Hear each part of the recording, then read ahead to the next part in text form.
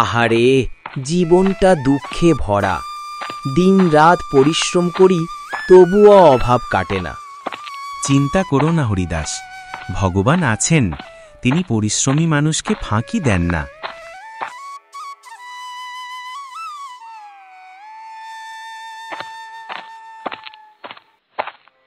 হরিদাস বাবা, শুনছিস?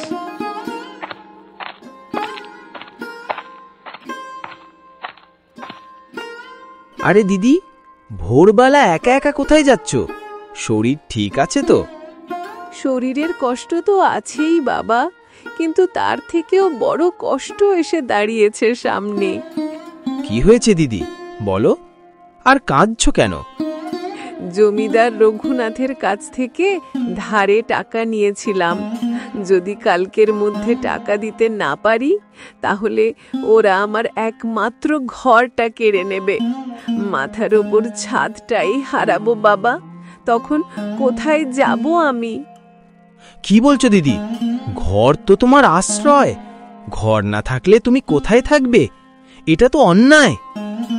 অন্যায়ই তো বাবা, কিন্তু গরিব মানুষের কথা কে শোনে? আমি ভেবেছিলাম মরার আগে অন্তত তোমার কাছে এসে বলি। দিদি, তোমার কষ্ট আমি বুঝতে পারছি, কিন্তু তুমি তো জানোই আমার নিজেরই অভাবের সংসার। কিন্তু তুমি কোনো চিন্তা করো না, আমার ঘরে যেটুকুনি ধান আছে তার অর্ধেকটা তোমায় দিয়ে দেব।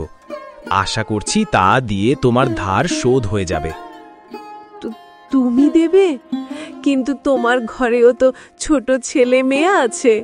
তোমার স্ত্রী প্রতিদিন না খেয়ে দিন কাটায়, সব জানি আমি। তুমি যদি আমায় অর্ধেক ধান দাও, তুমি তো না খেয়ে মরবে বাবা। দিদি, আমরা খেটে খেতে পারবো। ভগবান আছেন, তিনি আমাকে শক্তি দেবেন আবার নতুন করে চাষ করার। তুমি যদি ঘর হারাও, তুমি কোথায় থাকবে? তাই বলছি দিদি, তুমি আমার অর্ধেক ধান নিয়ে যেও। বাবা, তুমি সত্যিই মানুষ। তোমার মতো মানুষ এই গ্রামে আর নেই। ভগবান তোমাকে আশীর্বাদ করুন।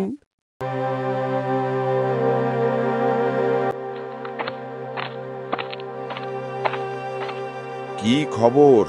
গঙ্গা দিদির তো আজ টাকা শোধ করার কথা ছিল, কই আসলো না তো? তোমরা আজকে ওর ঘর দখল করার ব্যবস্থা করো। হুজুর, গঙ্গা দিদি টাকা শোধ করে দিয়েছেন। কি বললি? টাকা শোধ করেছে? গঙ্গা দিদি এত টাকা কোথায় পেল? শুনেছি হরিদাস নিজের অর্ধেক ধান দিয়ে দিয়েছেন তাকে। ওই গরিবটা আমার ব্যবসা নষ্ট করছে। যদি সবাই এইভাবে টাকা শোধ করতে থাকে, তাহলে আমি কার জমি দখল করব? হুজুর, ও তো দরিদ্র কৃষক, ও প্রত্যেক মানুষকে সাহায্য করার জন্য টাকা কোথায় পাবে? চুপ! আমি জানি ও কেমন মানুষ। ও নিজে না খেয়েও অন্যকে সাহায্য করার জন্য আগে ছুটে যায়। এইভাবে চলতে থাকলে আমার ব্যবসা তো লাঠে উঠবে।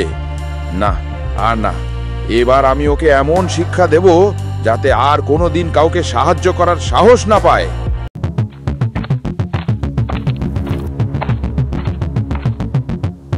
জমিদারের হুকুম, কাল সকালে যেন সব ধান নষ্ট হয়ে যায়। কিন্তু ভাই, হরিদাস তো ভালো মানুষ, তার সর্বনাশ করবে কেন? এসব ভেবে লাভ নেই, এটা জমিদার মশাইয়ের হুকুম। কাজ করো, কথা কম বলো।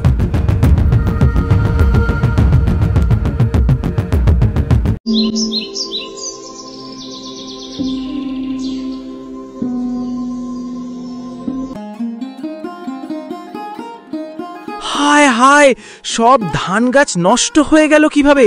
এ কি সর্বনাশ হলো আমার!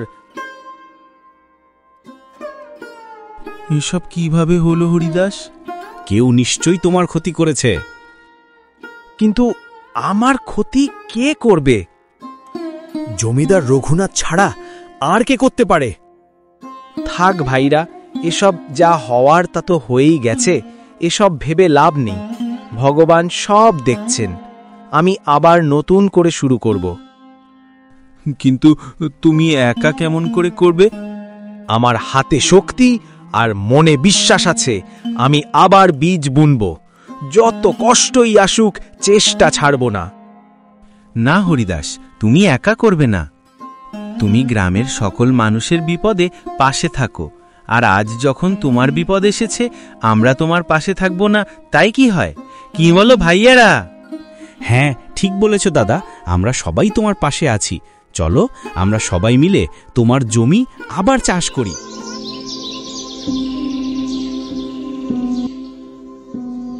মহেশপুর নামের একটি ছোট্ট গ্রাম। এই গ্রামের লোকেরা খুবই পরিশ্রমী আর সৎ। এই গ্রামেই থাকতো রাহুল নামের একটি ছোট্ট ছেলে। সে পড়াশোনার জন্য হোস্টেলে থাকলেও প্রত্যেক গরমের ছুটিতে সে তার বাড়িতে আসতো গরমের ছুটি কাটানোর জন্য।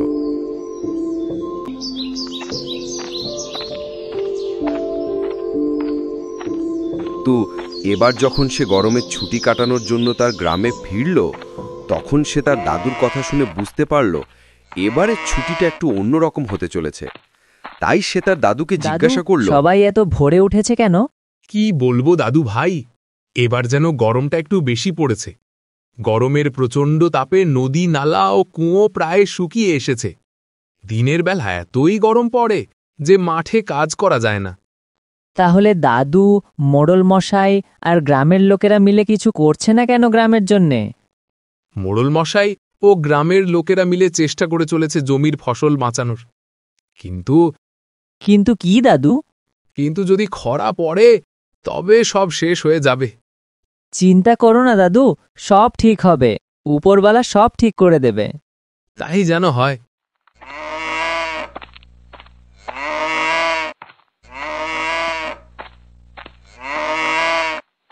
বাবা, তুমি এত ভোরে মাঠে এলে কেন?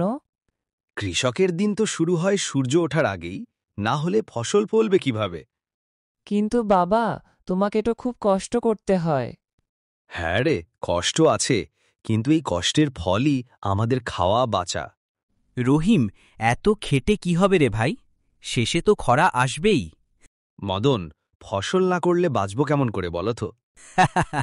আমি তো বলি, খেটে মরার চাইতে গাছতলায় বসে হুকা খাওয়া ভালো। এমন কথা বলে কেউ বাবা? ওর কথায় কান দিস না রে রাহুল। যে খেটে খেতে জানে তার কখনোই দুঃখ আসে না।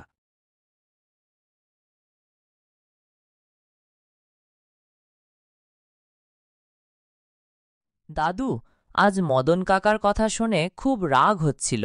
হ্যাঁ দাদু, ও কেন সবসময় খারাপ কথা বলে?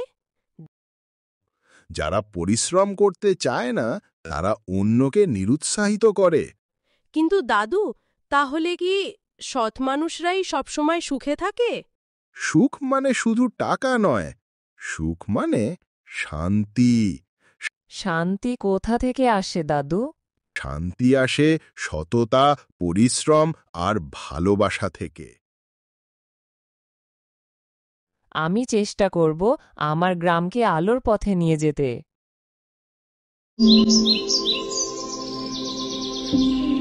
এই বছর আবারও বৃষ্টি হলো না, জমি শুকিয়ে কাঠ হয়ে গেছে।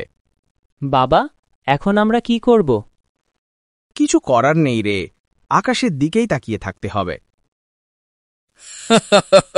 বলেছিলাম না, খেটে কোনো লাভ নেই। দেখলে তো, সব শেষ।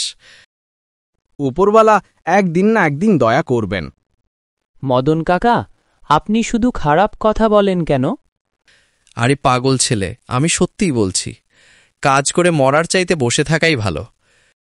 ভাই, সব ফসল নষ্ট হয়ে গেছে, এবার গ্রামের চাল ডালও কমে যাবে। এবার আমাদের পরিবার কিভাবে চলবে মোড়ল মশাই? ধার করে যে খাবো, শোধ করার সামর্থ্য নেই। কাজ না করলে তো আরও বিপদ বাড়বে, আমাদের চেষ্টা চালিয়ে যেতে হবে। চেষ্টা করে লাভ কি? ভাগ্য খারাপ হলে যা হওয়ার তাই হবে। মদন, সবসময় নিরাশার কথা বলিস না। গ্রাম একসঙ্গে চেষ্টা করলে উপায় বের হবেই।